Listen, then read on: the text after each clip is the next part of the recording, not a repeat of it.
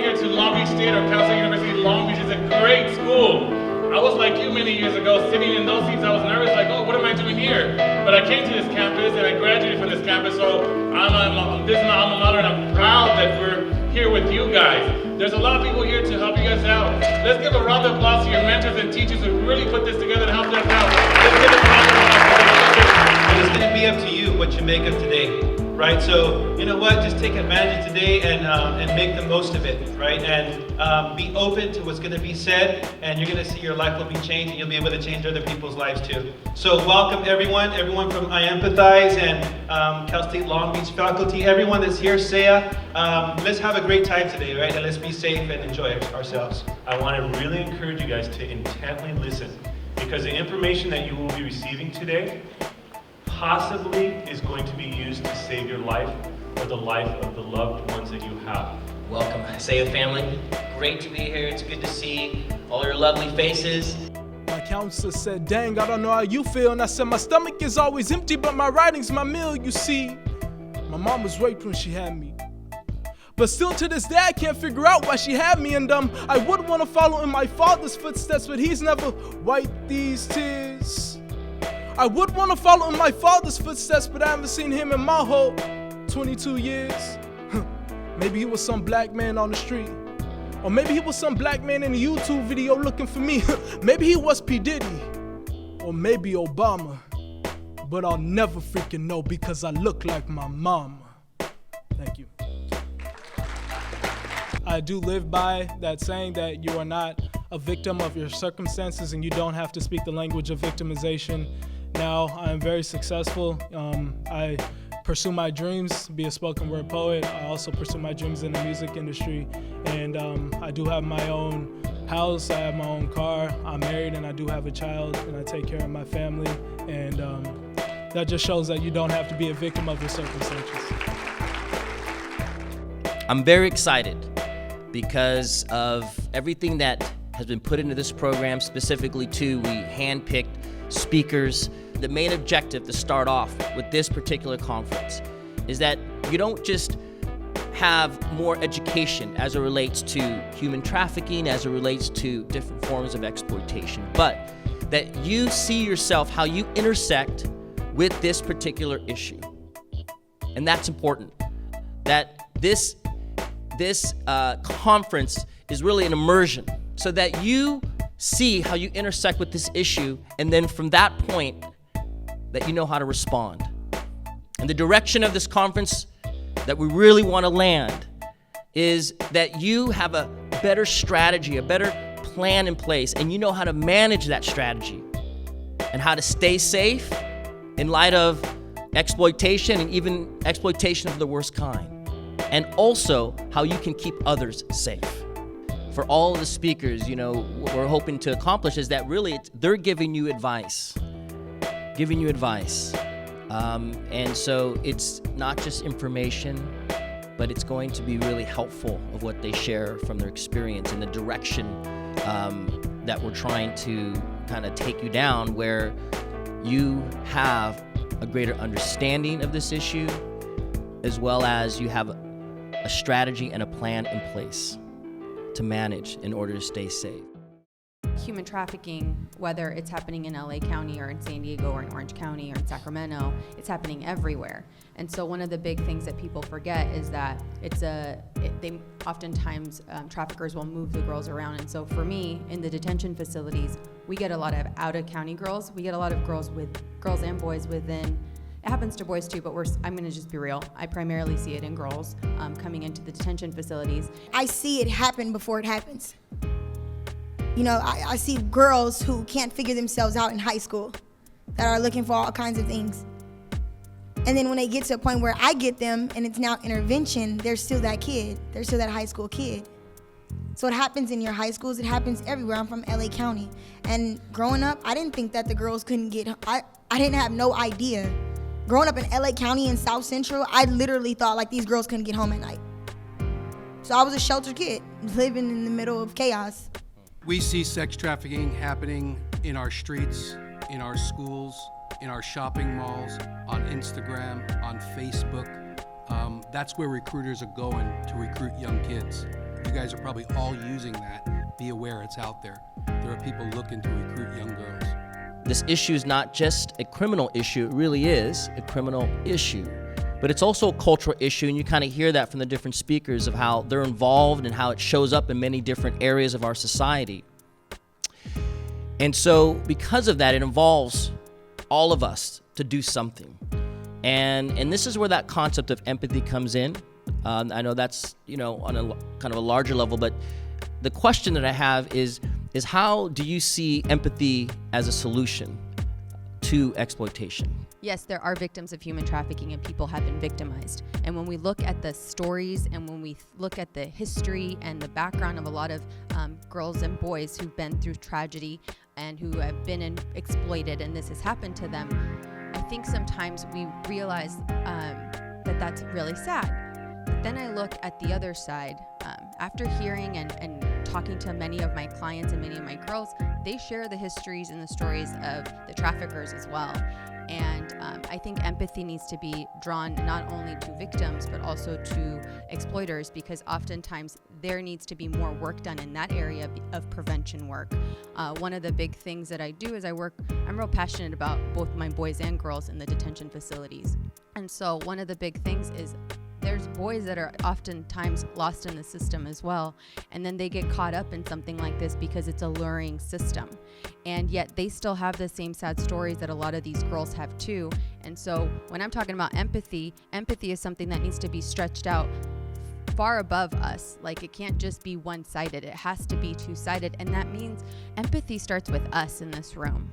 Like, empathy starts with how we treat one another. Empathy starts with, I'm going to use the word bullying, and I know it's cheesy to you guys maybe a little bit. Bullying, I mean, they didn't even talk about that when I was in high school, but it happens.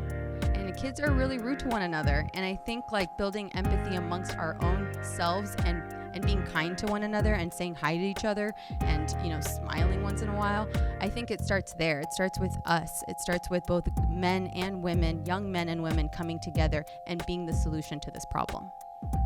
If someone would have said something to me in the hallway, at my school, as a woman, as a young girl, if someone would have just asked, was I okay? Empathy for me was when I was walking down the street and I had women, I had men in my life, or just on the streets, going to their jobs at 5 o'clock in the morning, 6 o'clock in the morning, 7 o'clock, going about their day, and they see this young girl, she's a kid. No one dared ever ask me, was I okay? And could I help you? It's about someone, you guys being in your classrooms, your hallways, and seeing that kid that needs help. I needed someone, a friend, a guy, and I know some of you guys have friends that are girls that are your best friends. You can have an impact on someone and have empathy for them. If someone would have just asked, was I okay, was willing to help me, a friend that I sat through 6th period, 7th period with, if someone would have just asked me, was I okay, maybe I would not be sitting here today and being an advocate for that and being a survivor for that. Because I would have seen that someone cared about me. Someone my age cared about me. Someone that I walked through my halls with cared about me.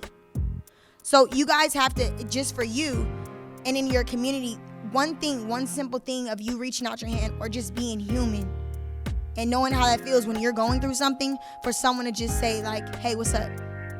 I don't know what you're going through, but you can talk to me. It's that simple. That for me, that's empathy, of someone realizing that I'm just like them. What can I do if I think one of my classmates might be being exploited? Say something. I know how it is on the campus, and you don't want to be a tattletale or snitch. Say something, because you don't even know if you may see your friend again. Say something. Fight for them, because they can't fight for themselves. We all have those buzzers in our head that say something's not right here. So just talk to them, and if that buzzer goes off, then obviously something's not right, and just try to get help for the person. Or, my suggestion is just go to them first and try to talk to them, because not everybody wants their business out there. So, In the past, when I say the past, 2 or 3 years ago, we would go out on the track, out on the blade, and we would just arrest these victims and just book them for prostitution-related offenses. Now the things have changed. We're treating them as victims. We bring them in. We have wraparound services for them. We work with a lot of advocates, a lot of survivors, a lot of social workers. Once we're aware that this victim is truly a victim of human trafficking, we don't book them, we don't take them to jail. We treat them as the victim that they are. And without the work of social workers and advocates and wraparound services for these victims, we couldn't fix this problem. There's no way to fix this problem. We can't arrest our way out of this problem. The only way is with advocates, with social workers, and with wraparound services. So we've changed as an organization hugely in the last 2 or 3 years, and it's only gonna get better. So you guys, I know it sounds funny, like the whole corny thing of you guys are the next generation. This is what your little sisters are growing up in. This is the world that they're growing up in. Does not matter where they come from, they are vulnerable to this. And if you guys can't fight for them, if you guys can't make an impact, you guys have to teach them. And you have to fix it. Because I can talk to so many girls like me, I can talk to you guys, but I can't fight by myself. I can't spread the word by myself. At this time, if we could, we're gonna have some youth presentation. It's gonna be awesome. This is the moment you've been waiting for. Please give a round of applause for Janelle and Elizabeth from South Central. Hello everyone, my name is Janelle Gutierrez and I am the director of this film called Trafficked into Love. I had this story in my mind for a long time already, but ever since I went to the conference at September 18th, I empathized and I really loved their activities. I loved how PJ talked and all of them, and it was just so inspiring. So I just started thinking about a story about human trafficking and putting the protector, the pretender, the punisher, all of the disguises into one being, and Alice being the victim. I'm doing it for the money. The money? The money. Really, money is more important than me? Of course. You really think I care? A lot of kids in our society talk to strangers online. A majority actually meet up with these strangers, not knowing who they really are. Every 2 minutes, another kid is forced to have sex. Around the world, 21 million women, children, and men are enslaved. These are some signs of domestic minor sex trafficking. Unexplained absence from school on a regular basis, children found in areas of prostitution, dating an older, overly controlling individual, fearful, anxious, depressed, submissive, tense, or nervous. Parents out there, don't neglect your children and teens. Give them love or they will look for it somewhere else. Become aware of what your children are doing online and teach them the dangers that lurk on the internet. Suspect anyone of human trafficking, please call the National Human Trafficking number at 1-888-373-7888. Let's give them a strong round of applause. That took a lot of energy and a lot of commitment, and I couldn't do it. They have a lot of talent there for sure. These Girls and Boys Academy. Yolanda and Daniel. Our presentation is about the empathy for the homeless. We were looking at homeless people to feed at MacArthur Park. Oh, this is all of us who joined from our school and we passed out food. Empathy is the ability to understand and do something for somebody that is in a problem or has a problem. These are some of the people that we gave food to. That's one of the other people we gave food to. Our purpose for doing this was just to help our community out and make them feel like somebody's there for them. Oh, this is a picture of one of our students giving a homeless person food. Even though he was sleeping, we just left it on the side for them. This is the last person that we gave lunch to. He was recycling. You can help the homeless by volunteering at homeless shelters, giving food or close to anybody that looks homeless or you know is homeless. Are you guys planning to do this again now that the holidays are coming? Yeah, we plan on doing this again if we have any For Thanksgiving? Mm-hmm. Yeah. Perfect. I'm glad that they're continuing this. A round of applause. Thank you very much, girls and boys. The North Long Beach School side, Rihanna and Diana. Let's give them a round of applause. Empathy for our community. We empathize with the women in the shelter. We felt it was important to contribute by donating canned foods. We will continue to work with the shelter by having a blanket drive this winter.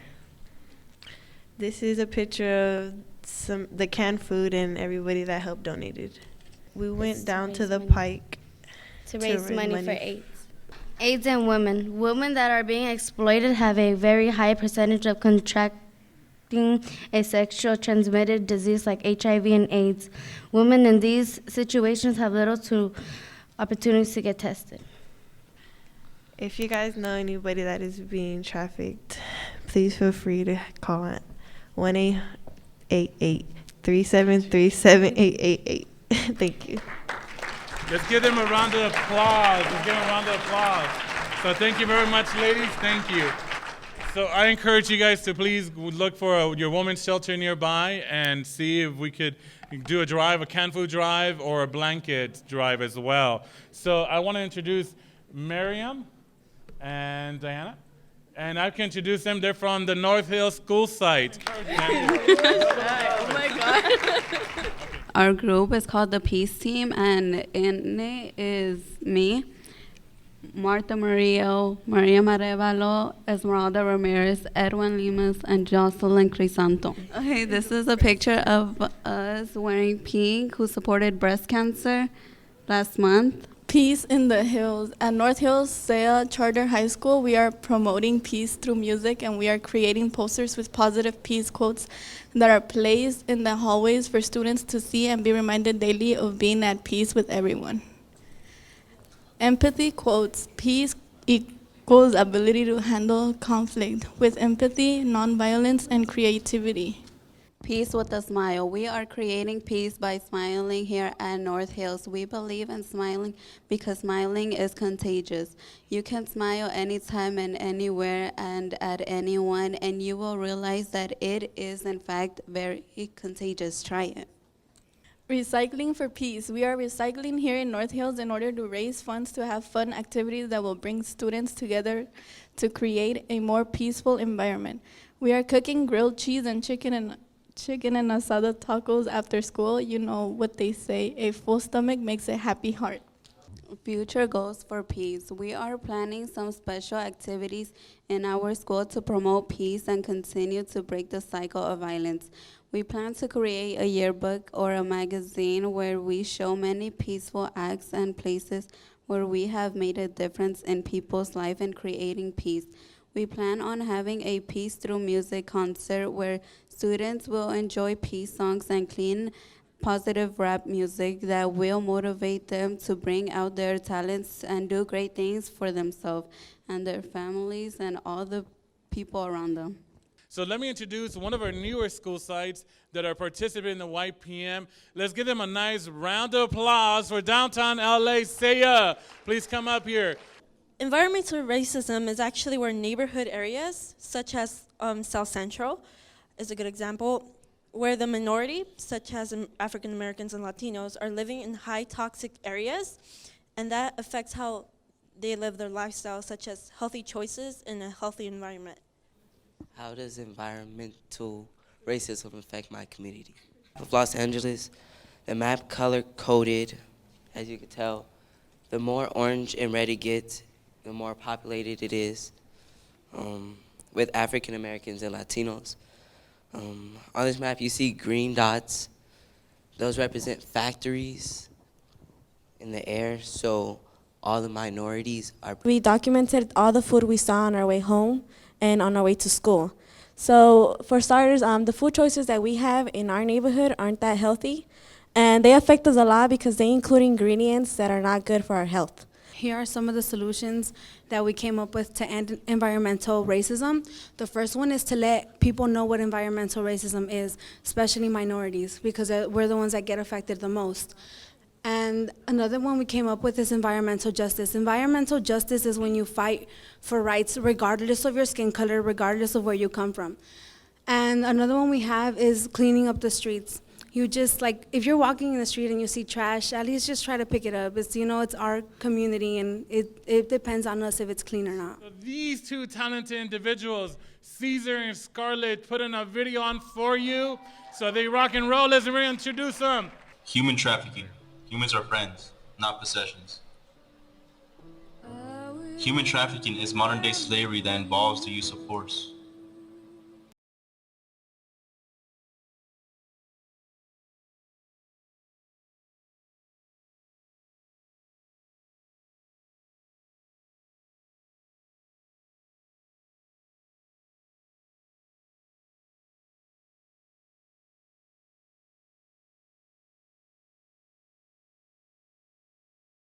According to the FBI, the average age to enter into pornography or prostitution is 12 years old. 70% of victims have experienced physical and/or sexual abuse. Over 1.68 million American children run away each year. 1/3 of these children will enter pornography or prostitution in the next 48 hours after running away. How to spot a victim? They may have physical, emotional, or substance abuse. They usually travel with older males, most likely their boyfriend. And they have unusual absences in school. Person into marketing prostitutes, also known as a pimp. Anyone who profits by receiving cash or other benefits in exchange for sex with a minor. Includes family, friends, and other boyfriends. Sells from 20 to 800 individual women in their lifetime. Up to 90% of victims are under control of a pimp. What's the solution, you may ask? You're the solution. You can help this cause by spreading the word and being aware that this is going on today in our country, our state, our city, in our neighborhood. Don't stand around and ignore this. Go out and do something about it. It's closer than you expect.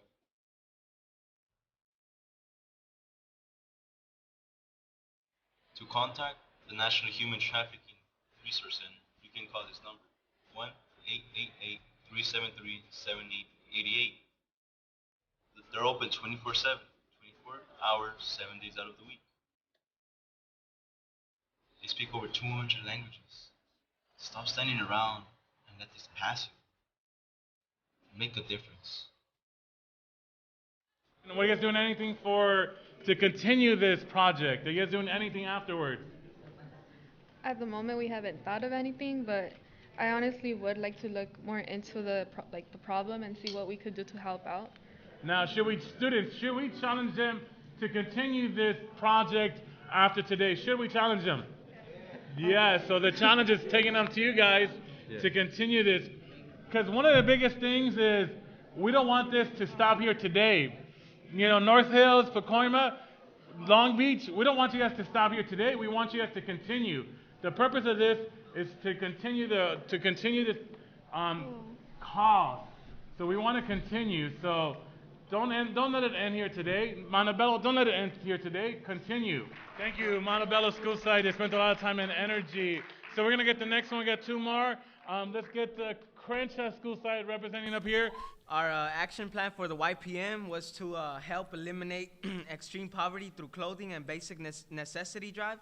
But, I mean, it's not only extreme poverty, it's actually all poverty because, I mean, you always got to help out. In class, we spoke about types of slavery.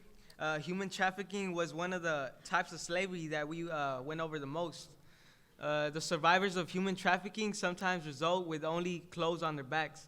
Understanding their strife encouraged us to assist a clothing and necessity drive.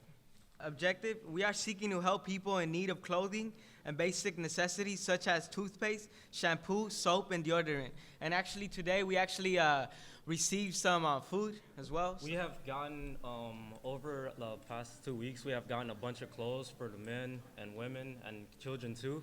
And we have also gotten feminine needs like we have razors, deodorant, soap, toothbrush, and etc. Yeah, and so, you know, thank you. Yeah, thank you. Yeah, the great thing is, the great thing is that we receive food, you know, contribution is great, so you always want to give in, you know. Our call to action was to work on eliminating extreme poverty by giving back to the less fortunate. There are a lot of beings out there that live an unfortunate life, and our understanding of their suffering encourages us to give. It's always time to give. Everything you give doesn't necessarily have to be like a physical object. You can always give like a smile or just, you know, love in general. So the action plan was completed on November 5, 2015. The action plan took 2 weeks to complete. So there wouldn't have been a stable conclusion without the help of Ms. Turner. So I don't know where she's at, but Ms. Turner, stand thank up. you. No, Thanks a lot. Turner, come on, Ms. Turner. Yeah, after this plan was implemented, you can move to the next slide. Just talk about that. Yeah, so that's the that's the team right there. You know, when we were getting to, yeah, we were in the progress. I kind of look like I want to cry there, but actually I'm pretty happy. Shit. And yeah, just keep going. Yeah, it's basically all like the pictures that we've taken. Yeah, that's when we were folding up the clothes. You know. How much things? We like collected over. Wait, what are we supposed to say? How much clothing we have gotten is over like 100 pieces of clothing, of shirts, pants, dresses, and like tank tops and everything for everybody. Well, for the people that we can help out. Yeah, and can't forget the food we got and this morning. And the food too, the canned foods and everything. Yeah, so that's good. And well, our next steps is our future endeavor is to partner with Boys and Girls Academy to feed the needy this holiday season. So I mean that's our next step because you always gotta, like they were saying, you want to put it to action. It's like you can only say that you're compassionate. You gotta put compassion into action. That's real compassion right there. So that's about it. Thank you. Say East LA. We heard about this event because of different advocates that discussed the problems in our area. Once we figured out that the situations were also global, we decided to take action and make out our YPM program here in East LA. All right, well, these are the two links to, one of them is the LA Mission, the link's right there, and the Women's Resource Center is right here as well. Our main focuses, the issues that we have here are hunger, domestic violence, and human trafficking. We focus on social justice and human rights for all. All right, education. Hunger. We found about in 2009, more than 1.7 million Los Angeles community residents struggled with hunger. The extraordinary costs of living and low wages are one cause of high percentage of hunger. Domestic violence. We found that 1 in every 4 women would be a victim of domestic violence in her lifetime, which sucks. 1 in every 2 families in the U.S. is involved in domestic violence at some time. In human trafficking, we found that in California is one of the top 4 destinations in the U.S. for human trafficking. We also found out that 54% of the recruits are strangers. 46% of them are known to the victims. Here's certain things that we volunteered for. We did 2 canned food drives. One was for this church by our school, and the other one was for the LA County Fair. We also volunteered for the Domestic Violence Awareness Walk, and that was for a walk for all these victims of domestic violence, and we did that with the Women's Resource Center. And a current one that we're trying to work on is the hygiene drive, and that's to provide toiletries for victims of human trafficking. I know, it's good. Hey, there's my fro. So we're going to introduce Sister Inez. Let's give her a round of applause. She's the one who produced everything together. Manchester, no lights. Keep the lights down. Keep the lights down. Sister Inez. Please, I'm sorry. Our world is much better because you are in it. You are in it, and you're making it better. Thank you. Among all of you, we have SEA alumni, SEA graduates who have gone to study, higher studies, to work, and yet because of what they have learned to give back to the community, their studies are focused on helping others. Their work, the work that they do, is helping others. And many of our alumni are here among you, and they serviced you in the registration. They helped you. They keep coming back. Our world is much better because you are in it. My name is Libertad Angeles. I graduated from North Long Beach about 2 years ago. So I used to be in those seats like you guys, listening to these things, and a lot of times probably not paying attention to it. But then I was able to really get something out of it and really realize that I can make a difference, that not everybody has to do what I'm doing, but it does help when people help you to improve and to do better. And I had the great privilege to go to India. What is studies like in America? We hear so much about American education and America as such. We have so much opportunity that we take it for granted, and a lot of people don't study. I myself haven't started my college education, but because of other type of boundaries. Yes, I haven't put a lot of effort to it because it's so easy, but as well, it's been hard for me because I come from Mexico, and it's more expensive. It's more expensive to study, but I do have to say we take it for granted. I really encourage you guys to reach out and get involved and get motivated into really making a difference for your community, because even the smallest things make a difference for everyone around you. So I just thank you guys for your time and for being here and for being willing to come here today and learning a little bit more about what we do and the things that you guys can get involved in.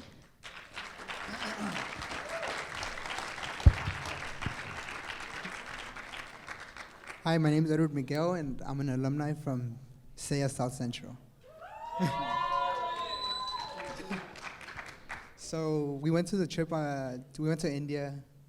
Before even getting invited to India, like, I didn't even know where it was on a map. You know, when I was invited by Sister Inez, it was something strange, you know, like who gets invited to go travel across the world.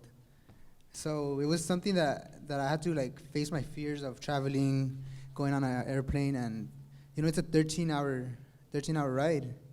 You know, sitting in a little seat, you know, I mean, I'm not complaining, but it was, you know, everything was well worth it, learning something new. And what I want to share with you guys is never to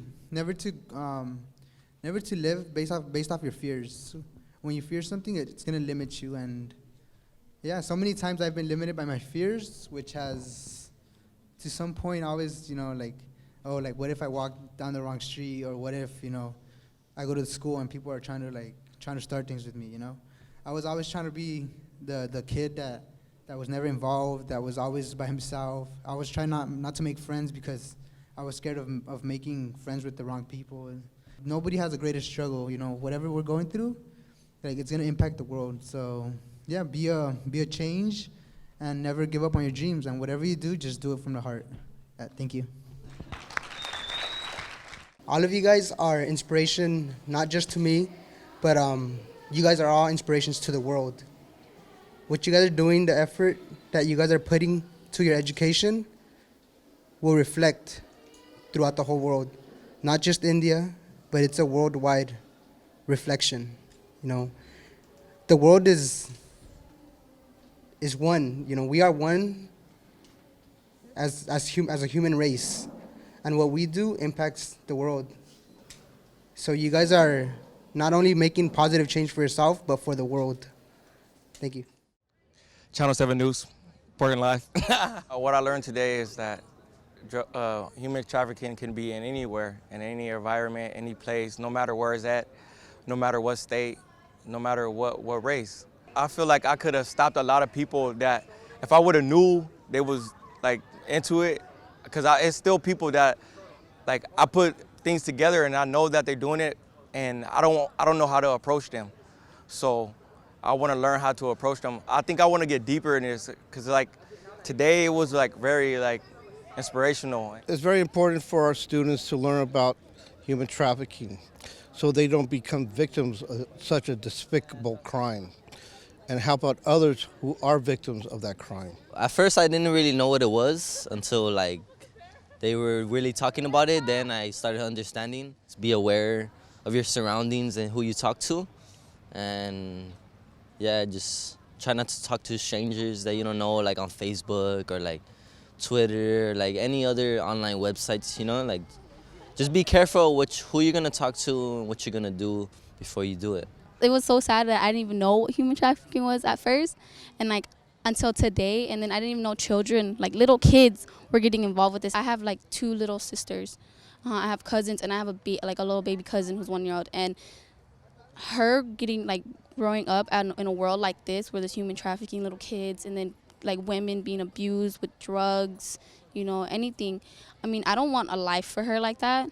I'm helping to create the peace in the world by participating and being in programs and all this stuff. It's time to rise. Some empathize, some sympathize, but everybody here, you best believe we empathize.